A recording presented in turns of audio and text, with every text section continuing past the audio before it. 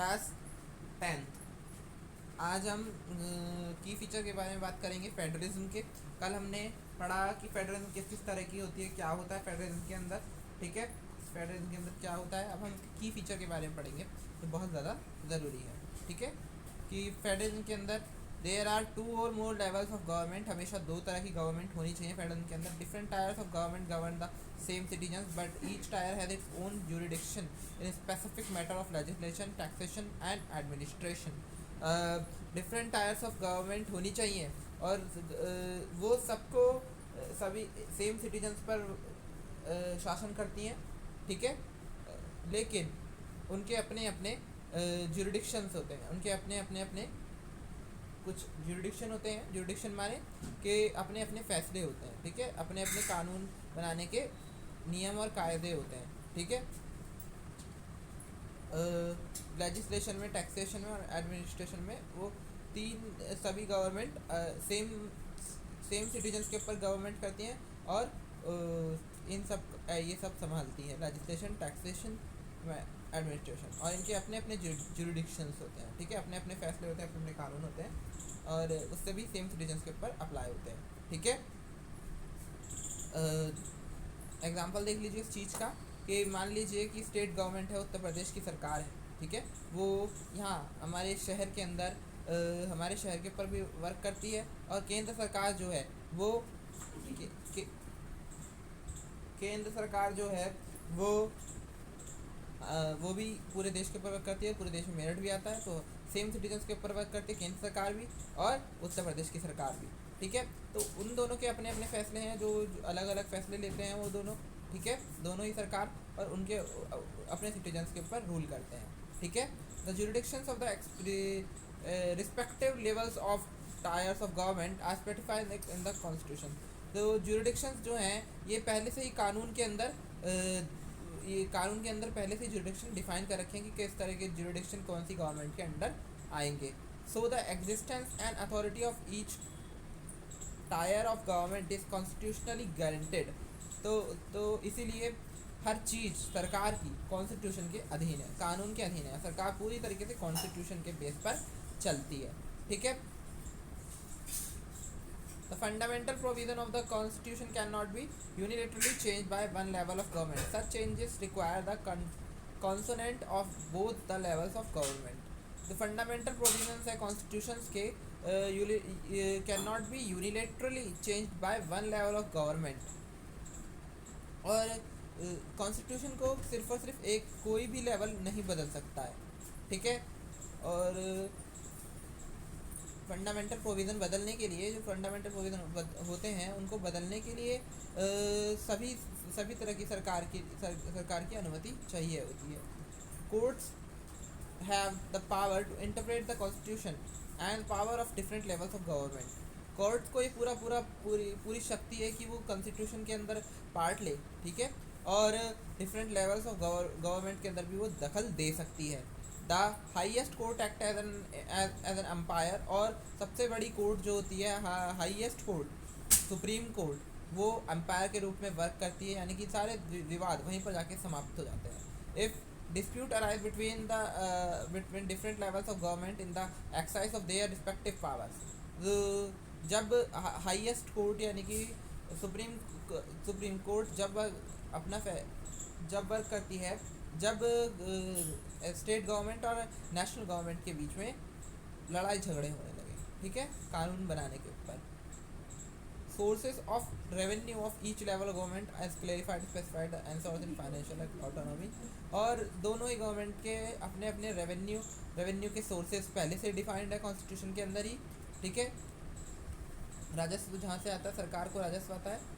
ठीक है, रेवेन्यू का मतलब होता है राजस्व, यानी कि टैक्सेशन। ठीक है, टैक्सेशन।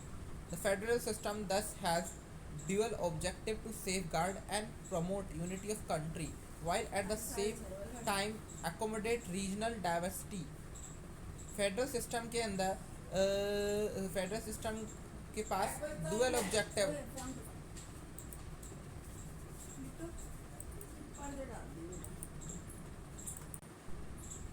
फेडरल सिस्टम के अंदर ड्यूअल ऑब्जेक्टिव्स हैं। ठीक है, safeguard and promote unity of the country, unity बनाए रखना कंट्री की, ठीक है।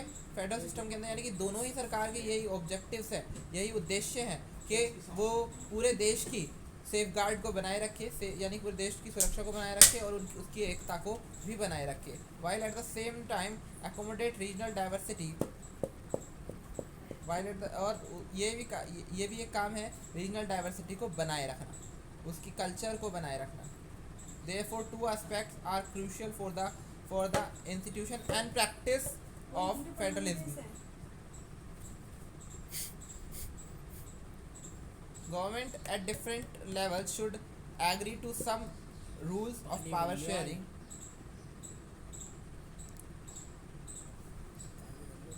Government at different levels should agree to some rules of power sharing. Government जो डिफरेंट लेवल्स की होती हैं वो डिफरेंट तरह की पावर के लिए वर्क करती हैं।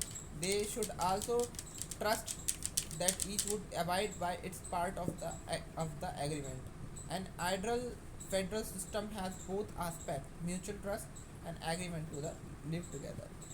और फेडरल सिस्टम के अंदर ये एक म्यूचुअल ट्रस्ट और लिव टुगेदर का ये जो नारा है, ये जो सिस्टम है, ये बहुत ही अच्छा होता है। दोनों ही सरकारें एक दूसरे के ऊपर एक दूसरे का साथ देती हैं हर चीज़ में, और दोनों ही आपस में बिल्कुल परफेक्ट एडमिनिस्ट्रेशन कर चलती हैं।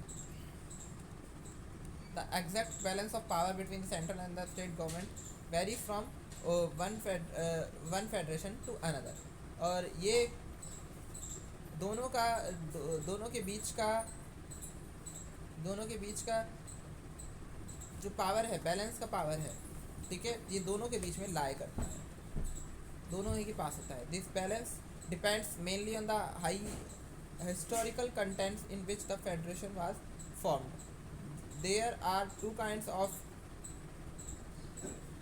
routes through which federations have been formed. The first route involves independent states coming together or on their own to form a biggest unit, as that by pooling sovereignty and retaining identity they can increase their security. This type of coming together federations include the USA, Switzerland and Australia. In the first category of federation, all the constituent state usually have equal power and are strong via the federal government. Coming together, अब federation होती कितने type की है? Federations होती हैं दो type की, coming together और होल्डिंग टुगेदर। कमिंग टुगेदर और होल्डिंग टुगेदर। फेडरेशन जो होती हैं वो दो तरह की होती है, कमिंग टुगेदर और होल्डिंग टुगेदर। कमिंग टुगेदर के अंदर क्या होता है? कमिंग टुगेदर के अंदर होता है कि ऐसी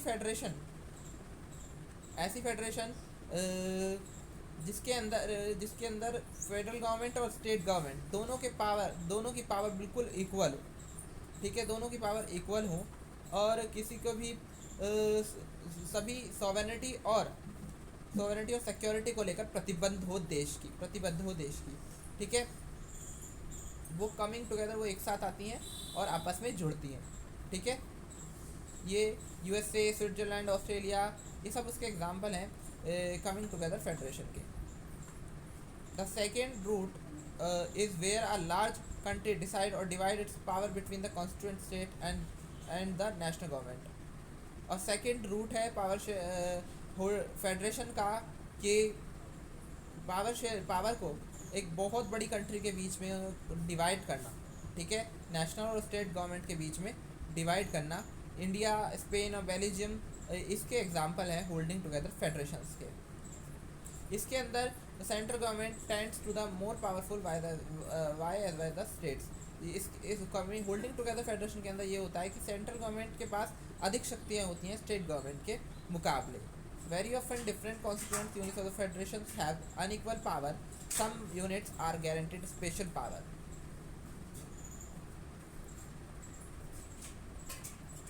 अनइक्वल यहाँ पर अनइक्वल कुछ फेडरेशन यूनिट्स के पास अनइक्वल पावर होती है और कुछ के पास ज़्यादा, ठीक है, आर गारंटीड स्पेशल पावर, और कुछ के पास अधिक पावर होती है, ठीक है, कुछ के पास अधिक पावर होती है, ठीक है। अभी हमने जम्मू कश्मीर का देखा था, जम्मू कश्मीर के पास अधिक पावर थी, ठीक है। तो ये सब अभी भी हमारे देश में ऐसे बहुत सारे राज्य हैं जहाँ पर उनके पास अधिक पावर है। अरुणाचल प्रदेश को ज़्यादा दर्जा मिला हुआ है, तिब्बत, सिक्किम को, ठीक है, ये जो 7 हमारे नॉर्थ ईस्टर्न स्टेट्स हैं इनको बहुत राज्यों का, अलग राज्यों का दर्जा मिला हुआ है, ठीक है, विशेष राज्यों का दर्जा मिला हुआ है। बिहार को विशेष राज्य का दर्जा मिला हुआ है, आंध्र प्रदेश को विशेष राज्य का दर्जा मिला हुआ है, और बहुत सारे ऐसे राज्य हैं जिनको विशेष राज्य का दर्जा मिला हुआ है। तो जिनके इस तरीके से ये होल्डिंग टुगेदर फेडरेशन काम करती है कि जहाँ पर बाकियों की जो बाकी स्टेट्स की पावर है वो इतनी पावरफुल नहीं होती सेंट्रल गवर्नमेंट के मुकाबले। बाकी कल पढ़ते हैं।